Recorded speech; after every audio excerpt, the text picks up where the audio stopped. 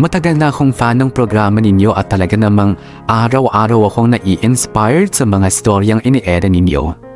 Kaya heto na nga, dumating na rin ako sa punto kung kailan ako naman ang mag-share ng sarili kong kwentong pag-ibig. Ako si Crisel, 26 years old, mula sa Batangas. Nakilala ko si James nung nagtatrabaho pa ako bilang isang tagaluto ng kilalang tapsilogan sa Tagaytay. Madalas naming siyang maging customer. Mabait at palakaibigan siya. Kaya doon na nga nagsimulang maging malapit kami ni James sa isa't isa.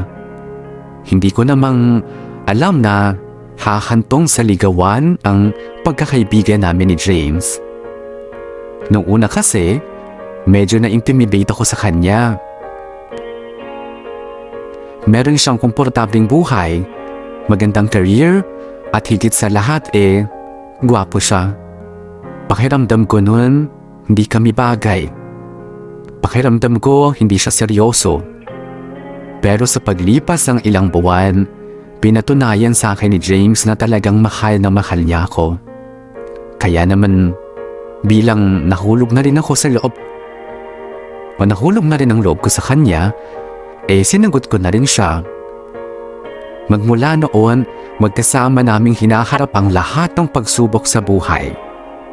Pagkatapos kasi ng kontrata niya sa Tagaytay, na-assign naman siya sa Japan. Kaya naging LDR din kami for almost a year.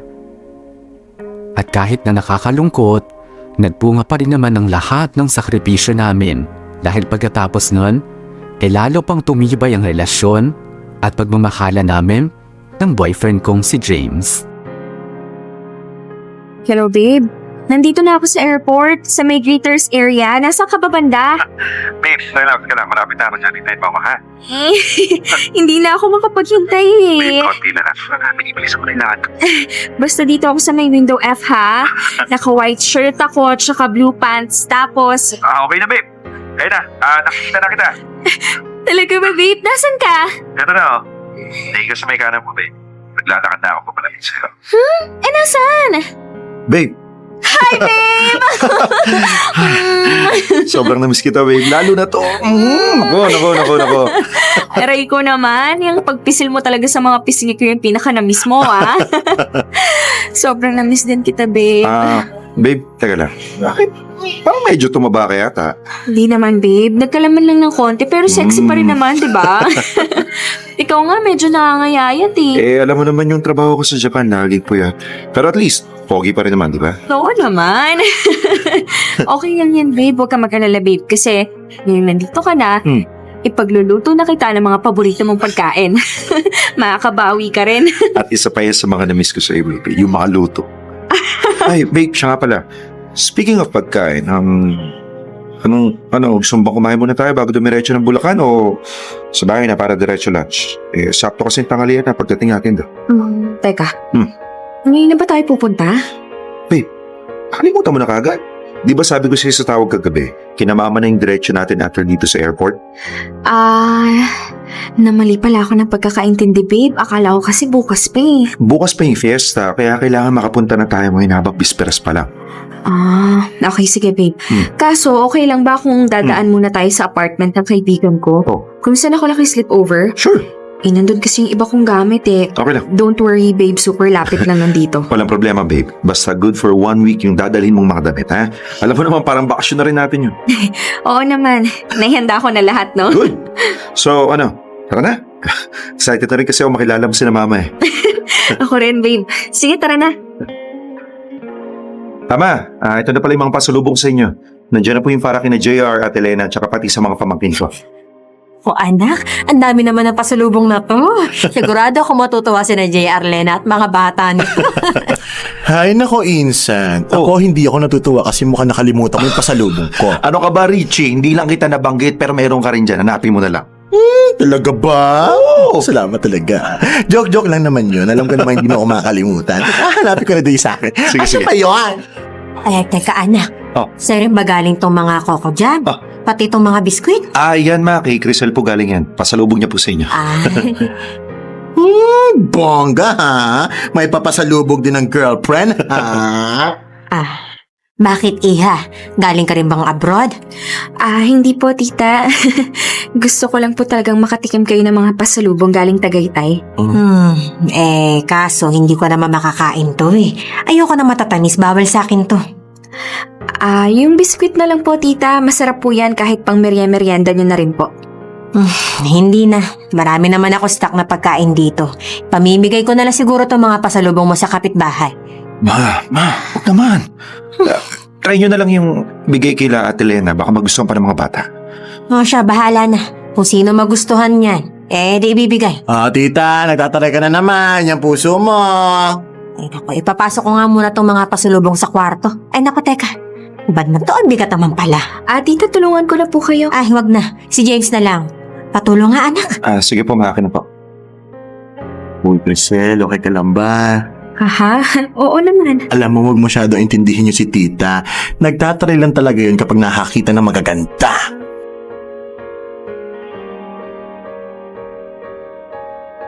Hindi ko lang ipinahalata pero pakiramdam ko talaga hindi maganda ang unang pagkikita namin ng mama ni James. Ewan ko ba pero parang hindi ko na-feel na welcome ako sa kanila. Pero kahit na ganun, syempre wala akong choice kundi makihalubilo sa mga kamag-anak ng boyfriend ko. Kahit pa sobrang nakakailang. Hindi naman sa hindi ako sociable na tao. Siguro, mahirap lang talagang mag-adjust makisama lalo na pag pakiramdam mo hindi ka gusto ng mga tao sa paligid mo. Sa mga unang araw na bakasyon ko kina James, sinikap kong makuha ang loob, hindi lang ng mama niya, kundi pati na rin ng ibang mga kamag-anak nila. Hindi lang dahil sa kailangan o nagpapakitang tao lang pero gusto ko lang din talaga kasing maging komportable ang stay ko sa kanila.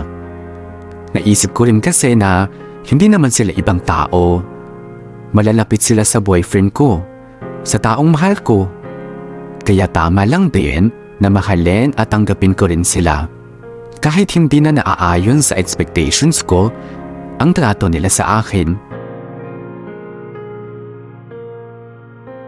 Nagluto ka na pala. Opo, tita. Nagbilin po kasi si James kanina bago siya umalis. Sabi niya po pag wala pa raw po kayo ng mga 11 a.m., mag-asikaso na raw po ako para sa pananghalian.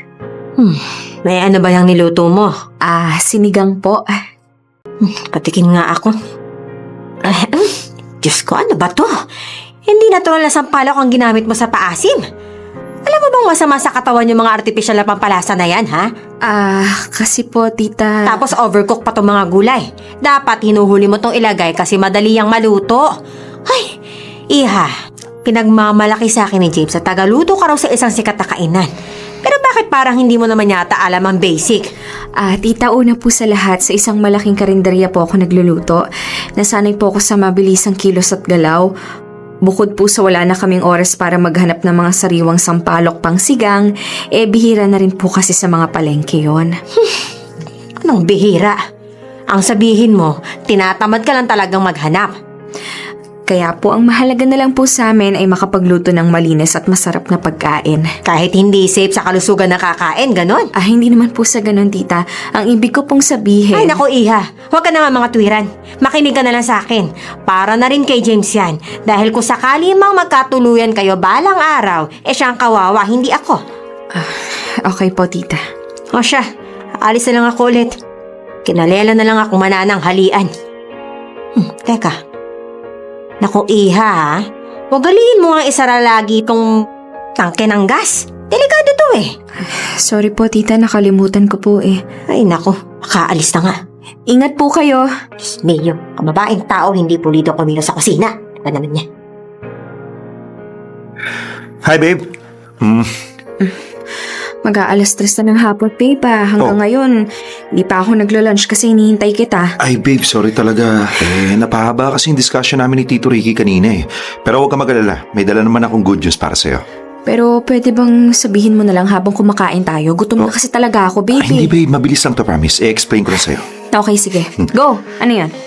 Babe, kinuha kong co-owner ni Tito Ricky sa itatayo niyang restaurant. At ang maganda pa ron, naasikaso ng Tito lahat. Babe, magkakaroon ka na ng bagong trabaho. Ako? Bagong trabaho? Oo. Bakit? Babe, nakausap ko na sa Tito Ricky. Next month na yung opening ng unang branch namin dito sa Bulacan at kukunin ka namin cook. Teka lang, Babe, ha? babe. Magandang opportunity to para sa'yo. Maganda rin yung nakalagay sa job offer. Marami kang benefits na makukuha. Tsaka, hindi na lang pangkarindire-rate ang sahod na makukuha mo buwan-buwan. Babe, magiging professional ko ka na. Babe, parang hindi ko naman yata deserve yun. Hindi nga ako nakatungtong ng college tapos magiging professional cook ako sa isang restaurant. Babe, ano ka ba? Hindi na issue yun. Magaling ka naman magluto eh. Pero hindi ako magaling. Babe, magaling ka. Masarap ka magluto at dedicated ka sa trabaho mo. Ikaw ang kailangan namin. Babe, kung dito ako sa Bulacan magtatrabaho, saan ako titira?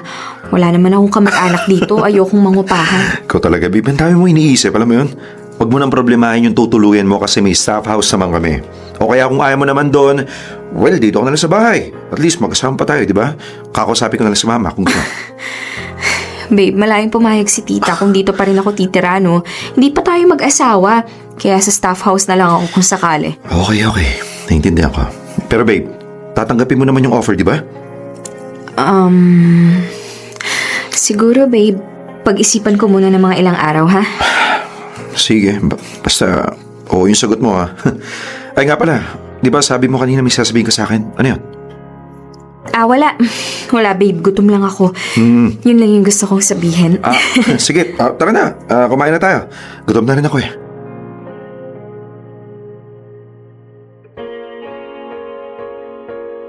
Sa puntong ito, napapaisip na ako sa magiging sitwasyon namin ni James. Kasi syempre, ang hirap tanggihan ng isang magandang opportunity na ilatag sa harapan ko. Ayoko rin naman kasing ma-disappoint sa akin ng boyfriend ko kung hindi ko tatanggapin ang offer dahil lang sa mga professional issues or personal issues. Aaminin ko, nahihirapan talaga akong makisama sa pamilya ni James. Kahit ayokong isipin na ayaw nila sa akin bilang girlfriend ni James, ayun pa rin ang nakikita ko sa pakikitungo nila sa akin, lalong-lalo na ng mama ni James. Kaya hati talaga ako sa mga panahong yun. Natutuwa ako na hindi. Natutuwa dahil magkakaroon na ako ng bagong trabaho habang kasama ang boyfriend ko. At nadulungkot na naiilang dahil sa maliit na mundong ginagalawan ko kasama siya. Pero syempre, ako pa rin ang nag-adjust sa dulo. Tinanggap ko ang offer sa akin ni James at hindi ko na lang inisip kung ano ang mga masasabi at may isip sa akin ng mama niya. Gusto ko sana mag-open up kay James tungkol sa mga na-observe ko sa pamilya niya. Pero hindi ko na lang itinuloy. Baka kasi pagmulan pa ng gulo. Kaya nananahimik na lang ako at nagfo-focus sa mga bagay na mas makakatulong sa sarili ko.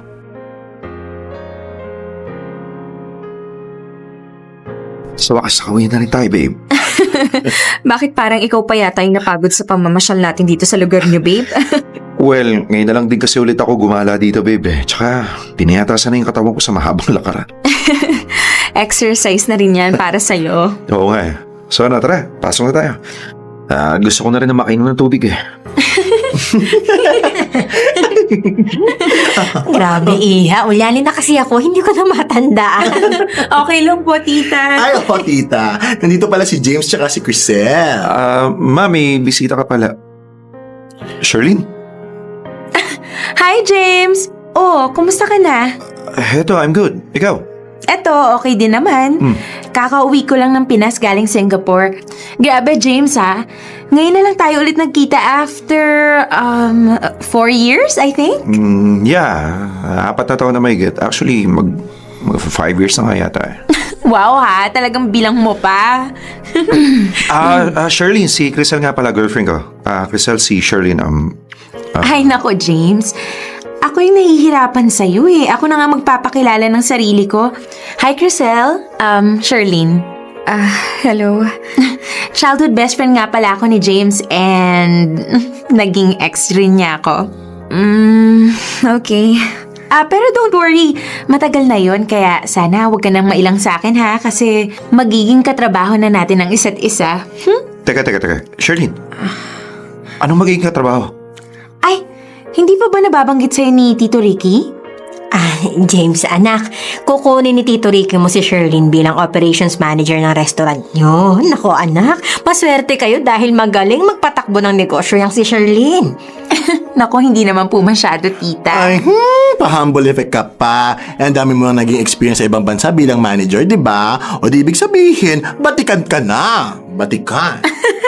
Nakachamba lang po na mabait yung employer ko, kamo.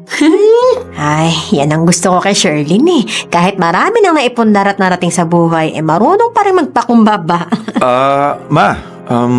Nagmerienda na ba kayo? Kasi kung hindi pa, maghahanda na lang muna kami na makakain ni Crisel doon sa kusina. Ay nako, ako na ang maghahanda. Magkwentuhan na lang muna kayo dito sa sala, ha? Ano bang merienda ang gusto nyo? Ikaw, Sherlyn, anong gusto mo? Ay nako, kahit po ano, tita, kayo na pong bahala. Okay, sige. Punta na muna ako ng kusina, ha? Ba't kayo na nahimik kayong tatlo, ha? Ang awkward ba? Charot lang. Ay, hindi naman. Grabe to. Oy, charot nga lang to naman. Masyado. Ay nako, Crisel, masanay ka na dyan kay Richie. Mapang-asar talaga yan. By the way, taga saan ka nga pala? Anong work mo before? Taga-Tagaytay ako. At cook ako sa... Cook si Crisel sa isang sikat na kainan doon sa Tagaytay. Yun yung trabaho niya for almost 6 years. Kaya gamay na gamay na niya yung pagluluto. Wow, nice! Alam mo, Crisel, marami talagang masarap na kainan dyan sa Tagaytay. Naalala ko pa nga, may paborito kaming lugawan dyan ni James dati. Talaga? Saan daw? Babe, yung sinasabi ni Shirley na lugawan, wala na yun. Matagal nang nagsara. Napalitan ng paborito nating Bulalo Restaurant. Yun pala yun. Ang hirap talaga magkwentuhan ng walang ungkatan ng past. Alam nga namang pagkwentuhan natin yung mga bagay na hindi nangyari, diba? Memories are memories. Hindi mo man pwedeng balikan, pero hindi mo na makakalimutan.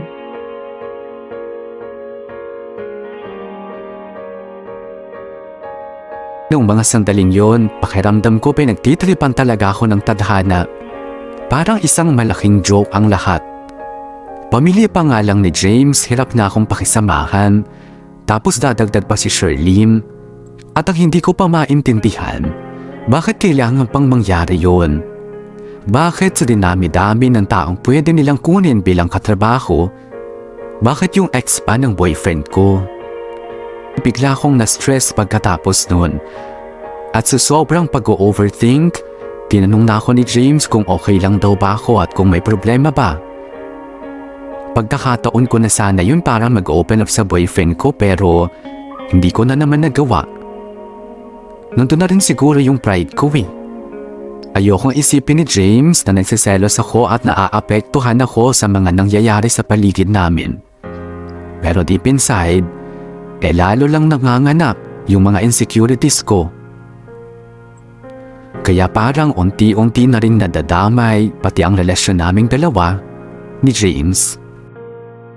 Mula noon, imbes na magpakalunod ako sa pag-overthink at mga insecurities, mas nagsumikap na lang akong mapabuti ang trabaho ko. Inisip ko na mas mahalagang mabuo ko muna ang kumpiyansa ko sa sarili kesa makuha ang loob ng ibang tao sa paligid ko.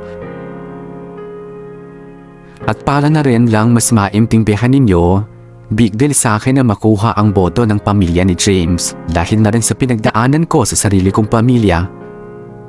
Galing kasi ako sa broken family. Iniwan kami ng tatay ko para sa ibang babae. Hindi rin kasi tanggap ng pamilya ni tatay si nanay eh. Sobrang binamdam yun ng nanay ko at natatakot ako na mangyari rin sa akin yun. Kaya kahit na nahihirapan akong balansihin ang lahat, kinakaya ko na lang. Hindi na lang din naman to para kay James eh. Para rin to sa akin. Para may mapatunayan din ako sa sarili ko.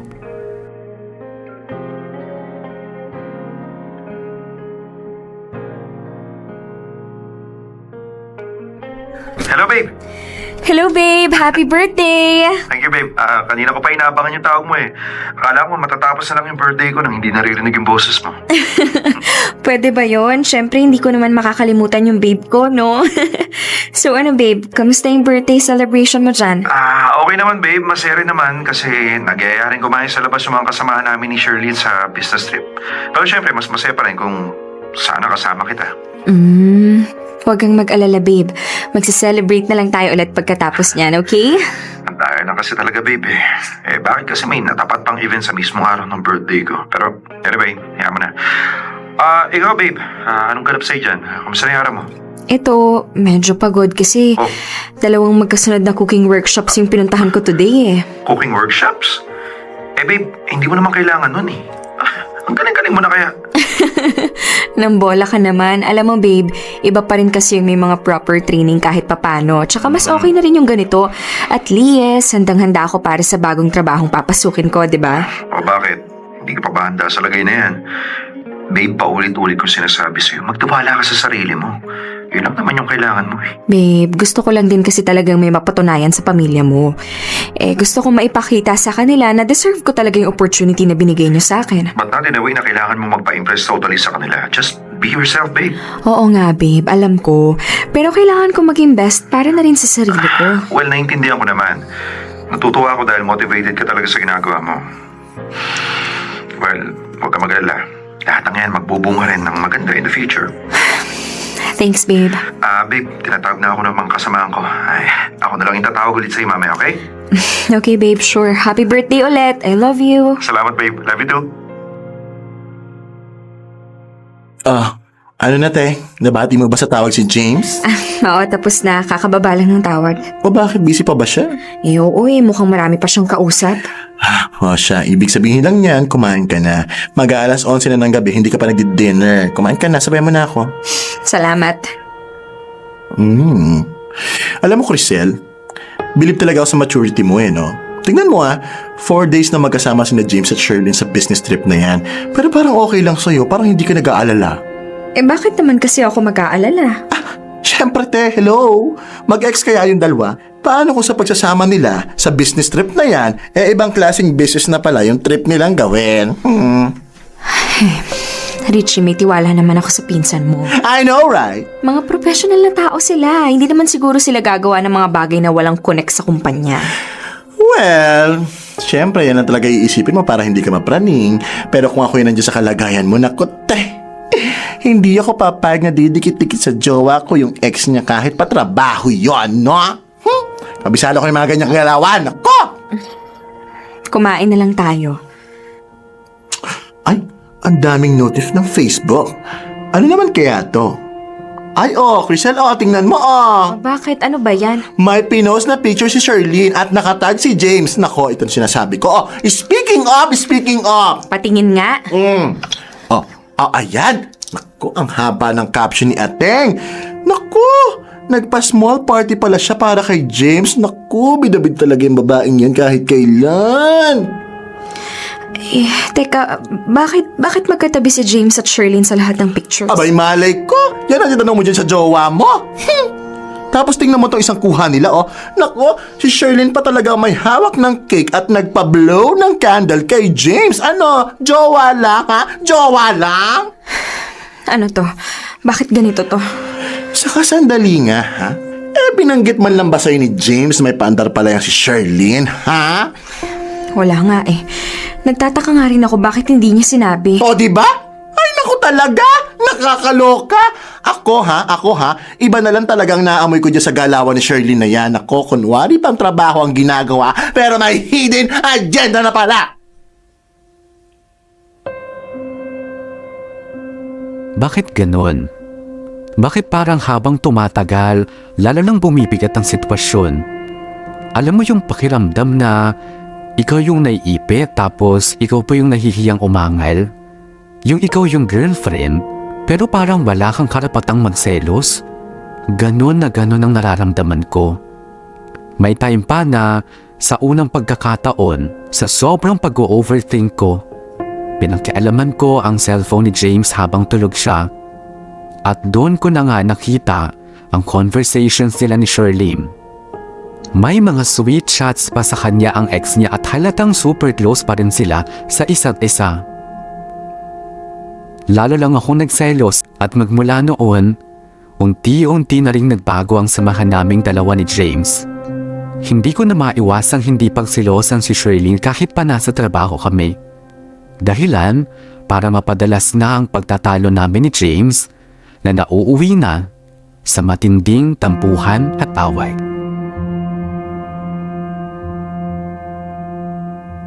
Ano, Richie? Sigurado ka bang ito na yung resto bar na sinasabi mong laging pinagtatambay ni James tuwing gabi? Nako, oo. Ito na yun. Hindi ako pwede magkamali. Ayado ko talaga. Ano ba kasing pumasok sa isip mo? Inaya mo pa akong pumunta dito. Nitong mga nakaraan kasi lagi nang inuumaga ng ungitong si James eh. Masama na yung kutob ko. Nako, yun talagang si Isa. Ano kaya magandang gawin? Wait lang, tsatsyempo lang ako ha. Bakit? Anong balak? Susugod ka rin? Ay, hindi. Sisilipin ko lang siya dito sa labas. I-check ko lang kung nandiyan ba talaga siya sa loob at kung sino kasama niya. Akala ko gagawa ka ng eksena. Sayang, na-excite pa naman ako. Baliw. Hindi naman ako iskandalosang babae. I know, right? O sige na, te. Sumilip ka na dyan at na makauwi na tayo. Ha? Ano oras na? Ano natok na talaga ako?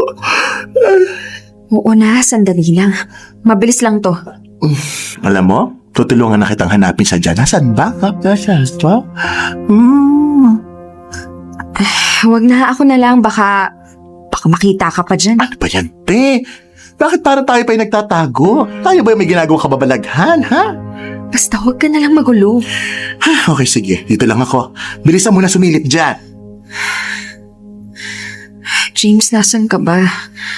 Nandyan ka ba sa loob? Sana wala. Sana wala. Sana wala na lang akong nakita. Uy, te! Anong nangyari sa'yo dyan? Bakit parang nakakita ka ng multo? Ano, na-check mo na ba si James? Nandiyan ba siya sa loob? Ano? Umuwi na tayo. Eh, bakit? Bakit nandiyan sa... Anong nakita mo? Basta umuwi na lang tayo. Halika na. Ha? Halika na nga sabi. Aray ko naman, sa dali lang naman, Crisel. Ito na nga, susunod na nga. Oh, ha? Crisel? Ano? Anong ginagawa mo rito? Ikaw, ano yung ginagawa mo rito? Bakit ka nag-iimpake, ha? Wala ka nang pakialam. Ano? Teka nga, makipag-usap ka nga sa akin na maayos. Ano ba talagang problema mo? Hindi mo pa talaga alam? O hindi mo lang inaalam? Crisel, gulong-gulo na ako sa'yo eh. Ano ba kasing nangyayari? Kanina pagdating ko sa opisina, ang sabi sa akin ni Shirley nagpasa ka raw ng immediate resignation. Tapos ngayon pagpunta ko rito, naabutan naman kita nag-iimpake. Crisel, ano ba to ha? Ano to? Okay, sige. Total naman nagkukunwari kang inosente, di sasabihin ko na. Pero uumpisan ko sa pinakamalala. James, kagabi, pinuntahan kita sa resto bar na madalas mong tambayan. Oh, ano naman ginawa mo ron? Ano pa ba?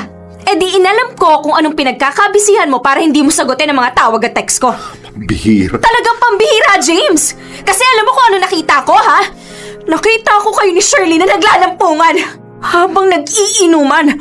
Para kayong mga ahas na naglilingkisan. Kung makakapit siya sa'yo, parang wala kang girlfriend, ah. Crisel, alam mo, wala lang yun. Lasing lang kami ni Shirley. Laseng? So kapag laseng, pwede ka nang lumande? Pwede ka nang gumawa ng Yan ang mali? hirap sa'yo eh! Lagi mo nalang binibigyan ng mali siya lahat ng bagay! Lahat sa'yo, big deal! Wow! Nakakawaw lang talaga, James. At ako pa ngayon ang may kasalanan sa nararamdaman ko. Ako pa? Ha? Ikaw kasi! Ilang beses ko ba sasabihin sa'yo na matagal na kaming tapos ni Shirley? Ikaw lang naman itong nagpapalaki ng issue, Crisel eh! Hindi lalaki yung issue kung hindi buhay, James. Hindi lang to ngayon nangyari. Ibig sabihin, totoo lahat ng kutob ko. May laman lahat ng kaba at pagsiselos ko. Nagkakaganyan ka lang naman kay Shirley dahil ex ko yung tao! May girlfriend ka na! Kaya lasing ka man o hindi, ex mo man yun o hindi, wala ka ng karapatang lumande!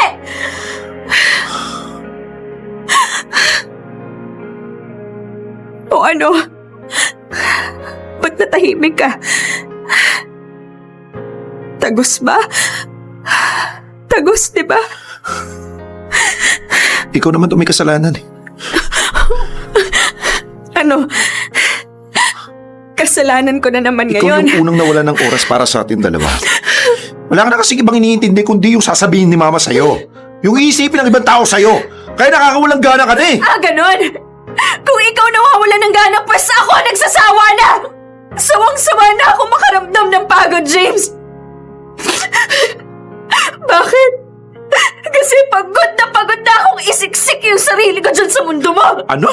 Hindi ako gusto ng pamilya mo para sa'yo. Yung visit na ex mo naman, Pilit na binabawi yung pwesto niya dyan sa puso mo. Yang buwisit na pwestong kanya naman yata talaga. Crystal, alam mo na walang patutunguhan tong pag-uusap na to eh. Wala na talaga! Kasi ito na yung huling pag-uusap natin. Ayoko na, James. Tapos na tayo. Crystal, saan ka pupunta? Crystal! Crystal! Umuwi na muna ako sa Tagaytay. Pinutoy ko na rin lahat ng communications namin ni James. Nagpahinga na muna ako sa loob ng 2 buwan. At sa sobrang sakit, dahil syempre sa kabila naman ng lahat na nangyari mahal ko pa rin si James. Pero kailangan kong tiisin. Oo, for the meantime, kay James lang umikot ang mundo ko. Pero ako, hindi na babagay sa mundo niya. Nakakainis na tumagal pa bago ko na-realize na parang isinisiksik ko lang talaga ang sarili ko sa buhay ni James. Isang bagay na hindi ko naman dapat ginagawa bilang girlfriend niya. Nahirapan ako sa paglipas ng mga araw dahil hindi ko pa rin makalimutan ang ex ko. May time din kasi na inalam pa ni Richie ang contact number ko para lang maipaalam sa akin kung gaano ro kamiserable si James pag alis ko. At naging tulay pa ang pag-uusap namin yun ni Richie para makontak din ako ni James. Tinawagan niya ako gamit ang ibang number. Humingi siya ng tawad at halos magmakaawa na bigyan ko pa siya ng pagkakataon. At syempre, dahil na rin sa may nararamdaman pa ako kay James, pumayag ako sa gusto niyang puntahan ako para makapag-usap raw kami ng masinsinan. Kaso nga lang, 3 days bago ang araw ng pagkikita namin ni James, nagkaroon na naman ako ng isang di inaasahang bisita sa bahay.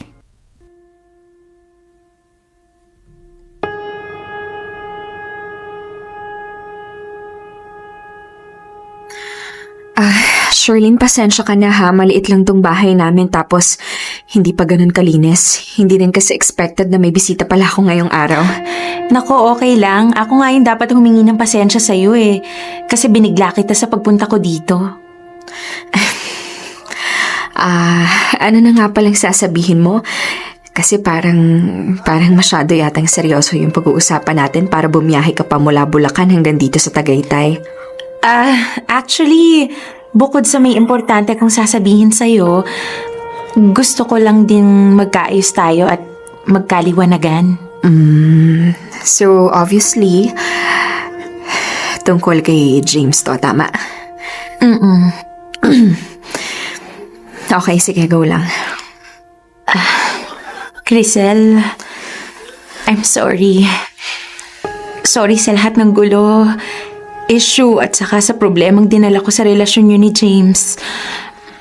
At ngayon aaminin ko sa'yo, oo, hanggang ngayon, mahal ko pa rin siya. Hindi ko matanggap na ex na lang ako at ikaw yung bago. Sorry kasi naging mahina ako. Okay. Okay, ano pa? Ha? Ano pa yung mga sasabihin mo? Sa nakikita ko kasi sa mga mata mo ngayon, marami kang dinadala. Ilabas mo na lang muna lahat. Makikinig na lang muna ako. Mamaya na ako magsasalita. Huwag ka nang umiyak. Kaya mo yan. Hindi kasi... Hindi ko lang ine-expect. Hindi ko ine-expect na ganito yung magiging approach mo sa akin. Pagkatapos ng lahat-lahat. Crystal, ang bigat ng kasalanan ko sa'yo. Kaya nga ilabas mo na lahat para gumaan na yung pakiramdam mo. Crystal, buntis ako. Buntis ako at si James yung ama. Kaya pala. I'm sorry. Sorry talaga, sorry. Kung gusto mo magalit ka sa akin ngayon, magalit ka. Murahin mo ako, saktan mo ako, tatanggapin ko lahat. Lahat, mapatawad mo lang si James. May tanong lang ako. Kaya ka ba pumunta rito dahil alam mong may plano si James makipag-ayos sa akin? Crystal, hindi. Kung iniisip mo inuunahan ko siya rito para pigilin yung pagbabalikan ninyo, pues nagkakamali ka. Inuunahan ko siya rito kasi natatakot ako na baka hindi mo siya mapatawad oras na malaman mong buntis ako.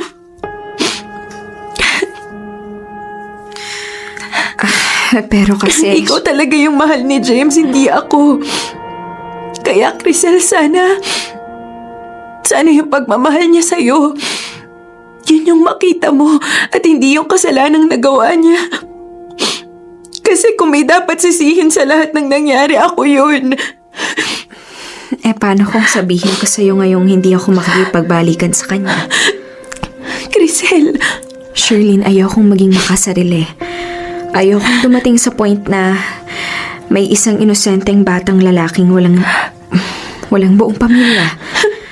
Nang dahil lang sa nagmahal ako. Nang dahil lang sa inilaban ko kung ano yung dapat na sa akin. Kaya ipapaubaya ko na lang lahat sa Diyos. Buuin niyo yung pamilya niyo ni James. Panindigan niyo yan. Kahit doon lang masaya na ako. Crisel, hindi. Huwag mong gawin yan. Ako na lang yung lalayo. Ako naman kasi yung nag-umpisa ng lahat eh. Hindi, Shirlene. Hindi mo kailangan gawin yan. Isipin mo na lang yung magiging kapakanan ng magiging anak mo. Alam kong kahit papaano may natitira pa rin pagmamahal si James para sa'yo. Kaya ako na lang yung lalayo.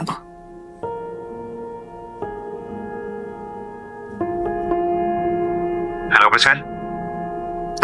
James, wag mo na akong puntahan sa Tagaytay. Oh, bakit? Kasi wala na ako ron. Teka, bakit? Nasa ka ba?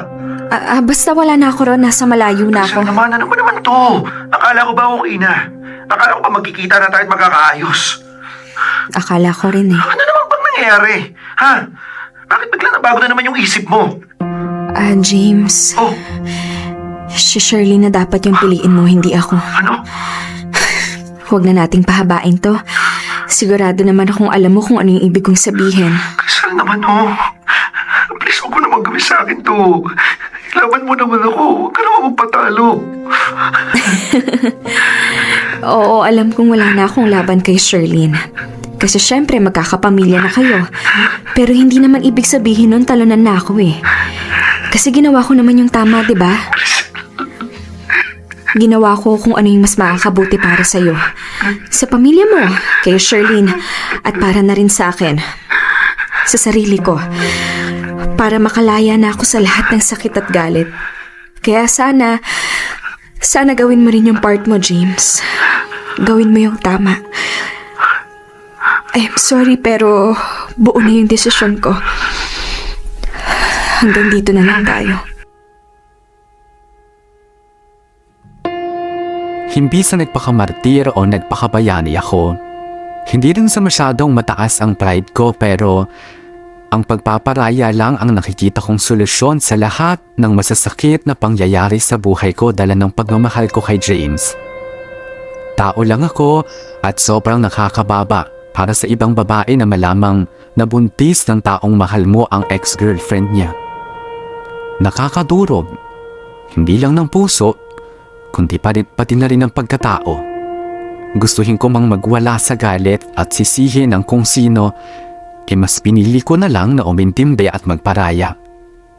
Ipauubaya ko na lang sa Diyos at sa galaw ang tadhana ng lahat. Kahit naman kasi ipaglaban ko pa ang relasyon namin ni James at magbalikan kami, nasaktan niya na ako eh. Nagbunga na ang kasalanang ginawa niya sa akin. Wala nang magbabago.